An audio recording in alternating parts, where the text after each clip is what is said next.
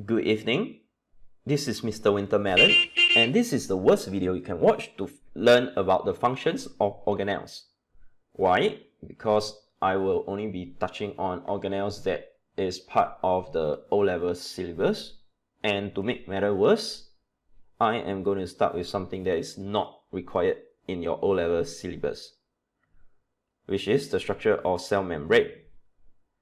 So cell membrane, right, while we think that it is the thing that is surrounding the whole cell, but all the other organelles beside ribosome are also surrounded by cell membrane, and some of them are even surrounded by two layers of cell membrane. So I think it's interesting to learn about the structure and property of the cell membrane, which actually you will learn in A level, but it is important to understand some other concept, which is why I'm going through. So bear with me. So let's start. So our cell surface membrane or cell membrane is composite of phospholipid bilayer. If you remember, I have shown you the shape in the previous video. So the membrane is fluid in nature. That means it can change the shape. So the head of the phospholipids is actually hydrophilic, while the tail is actually hydrophobic. So what does hydrophilic and hydrophobic means? Hydro, this word refers to water. Philics, phi, right, is Greek for love. So the head actually attracts water, while the tail hates water, phobia, hydrophobic.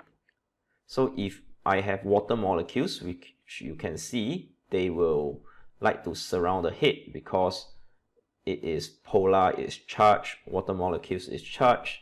You will learn that later on. So our cell membrane are made up of two layers of phospholipids, which is why we call them phospholipids bilayer. The hydrophilic end will be pointing to the outside of the cell as well as pointing inside towards the cytoplasm. So you can imagine that one end will be surrounded by the tissue fluid, which is outside the cell, while the other end is surrounded by the cytoplasm.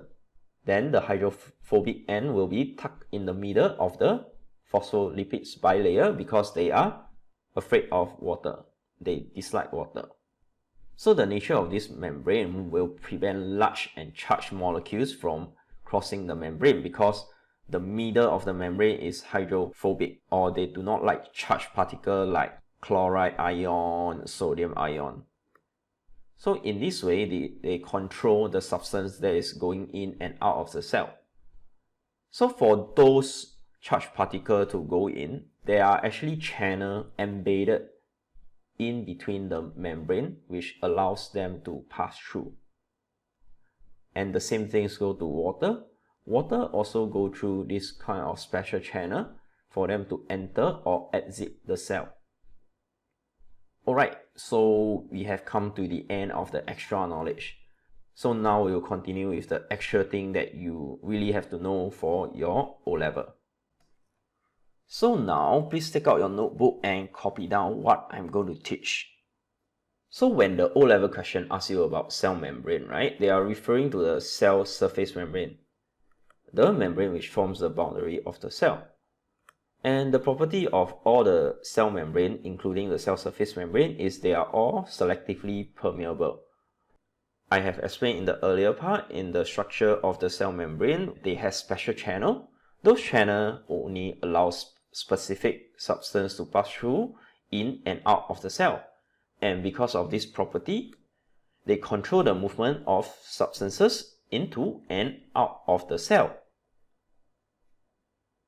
And I would like to take this time to point out the word selectively. You can also say that they are partially permeable, but you cannot say that they are semi-permeable. Because when we talk about semi, that means half. If we say they are semi-permeable, they allow half of the water to go in, and half they don't allow them to go in. Selectively permeable means that, oh, they are in control, they select what they want to come in and what to go out. If you want to write partially permeable, it is also acceptable. But if you write selectively permeable, it gives the impression that, oh, the cell is in control. So let's move on to the cytoplasm. Cytoplasm, right, consists of mainly fluid, or we call it cytosol, which is not required for you to know for your O-level syllabus. You just need to know that the whole thing is called cytoplasm. The water inside cytoplasm is known as cytosol. It also contains other organelles, food, oxygen, and waste. And this is the place where chemical reaction takes place. So if they ask you about the function of cytoplasm, it's a place where chemical reaction takes place. Because for chemical reaction to take place, it requires fluid.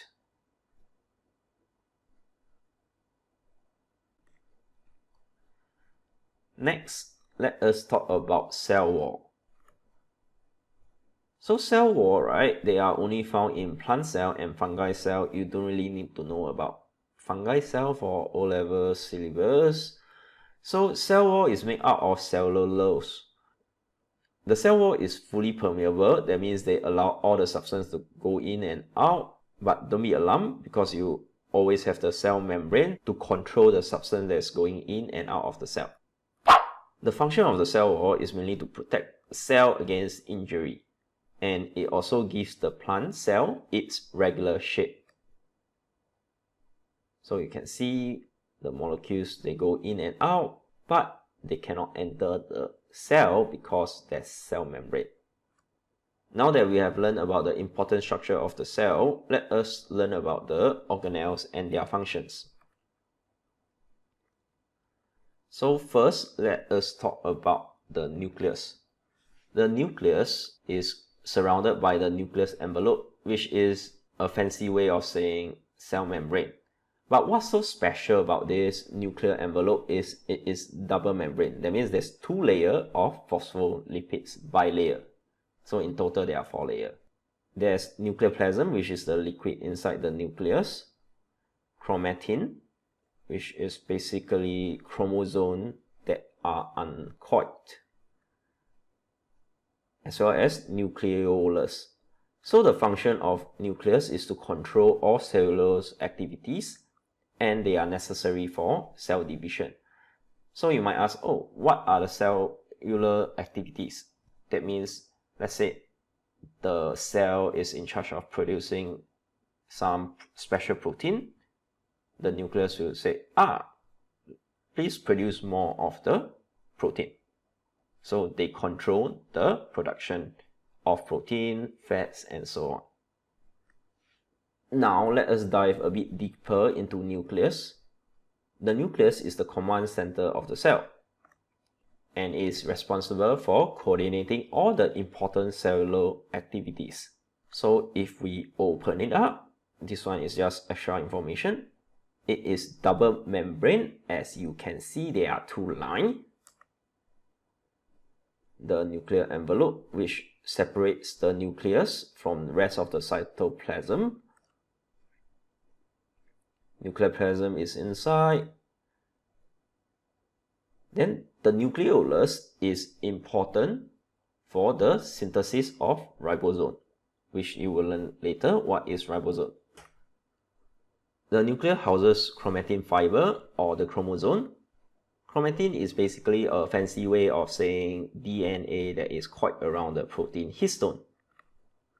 Chromatin contains genes, which are pieces of hereditary material. So like I said, right, chromatin and chromosome are essentially the same thing, just that one is stranded and one is the more condensed form. This one is actually extra information for this chapter. But later on down the road, in other chapter, this is actually inside your syllabus. You kind of have to know this, but for this chapter, just know it and it's good enough. Next, we have our energy transducer, which is our mitochondria as well as chloroplast, both of which are double membrane organelles, same as the nucleus. So we have 3 double membrane organelles, which is the nucleus, mitochondrial, as well as chloroplast. Other than that, they are all single membrane organelle beside ribosome, which is non-membrane organelle. So mitochondrial is a sausage-shaped organelle responsible for aerobic respiration. That is the function. So it releases energy from food and stores them in the molecules known as ATP. While chloroplast is the site of photosynthesis. And if we slice it open, you can see there are stacks of thylakoid, which you don't have to know that they are called thylakoid. You just need to know there are stacks of membrane down there. So they are found in plant cell but not in animal cell. Please recognize the structure of chloroplast as well as mitochondria. From double membrane organelle, we move on to an organelle that is not bounded by any membrane, which is the ribosome. As you can recall, ribosomes are those black color dots, so they can be found floating around freely in the cytoplasm, or if you can recall, ribosome can also be found bonded to the rough endoplasmic reticulum. Over in the next slide, or this slide, you can see ribosome in action. So make a smart guess which molecules that you are looking at down here is the ribosome. So ribosome is actually made up of two subunits, the green color subunit as well as the smallish beige color subunit. You can see many blue color molecules flying around. They are actually tRNA, something which you are not required to know. The string below is actually mRNA, something which you will learn later on. Now you can see that ribosome is being attached onto an organelle. Make a smart guess what is the organelle. So the organelle is actually rough endoplasmic reticulum. This is where rough endoplasmic reticulum gets its ribosome. And you might see a string or a thread that is coming out from the ribosome into the rough endoplasmic reticulum. This is actually a polypeptide or protein. So the function of ribosome is to synthesize protein to be secreted out of the cell, which you can see down here. Or ribosome also synthesize protein to be used in the cytoplasm.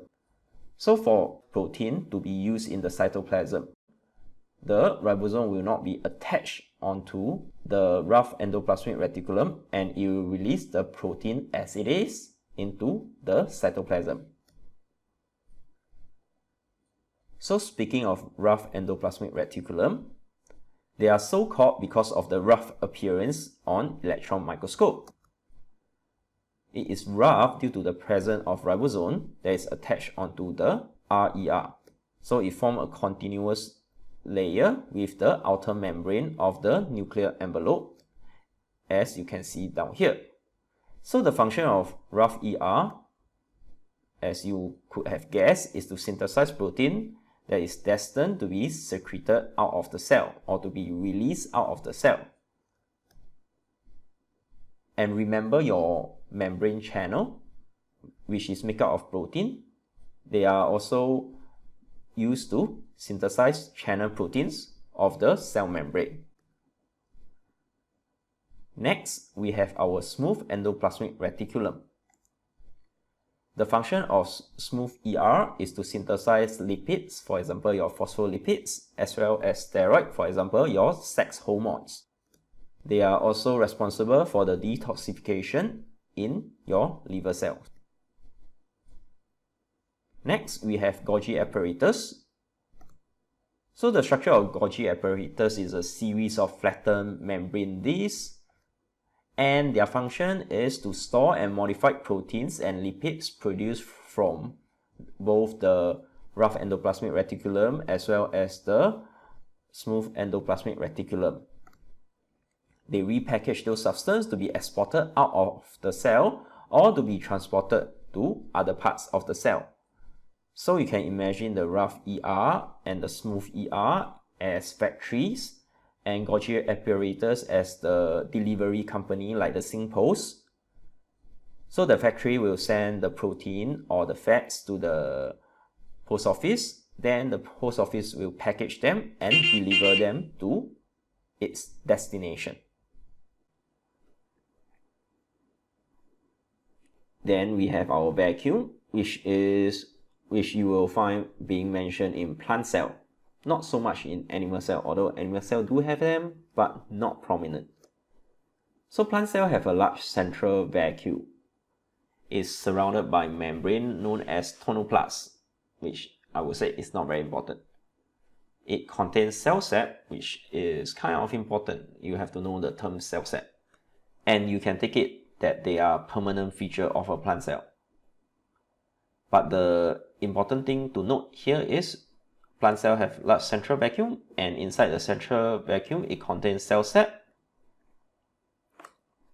So the function of the plant vacuum is to store important nutrients such as amino acid, protein, sugar, mineral, ions, as well as waste.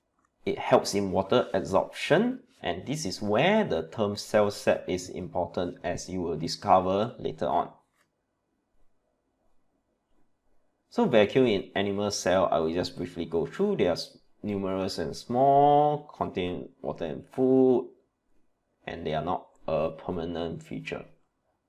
Not likely that it will be tested on this. So for animal cell, just don't label vacuum. Okay, we have come to the end of this lesson. So this is a quick summary. You can draw this table. Then go and tick whether animal cell have the following structure or organelles. Then whether plant cell have the following structure or the organelle. So stay tuned for the next lesson. We are not done with the chapter on cell yet.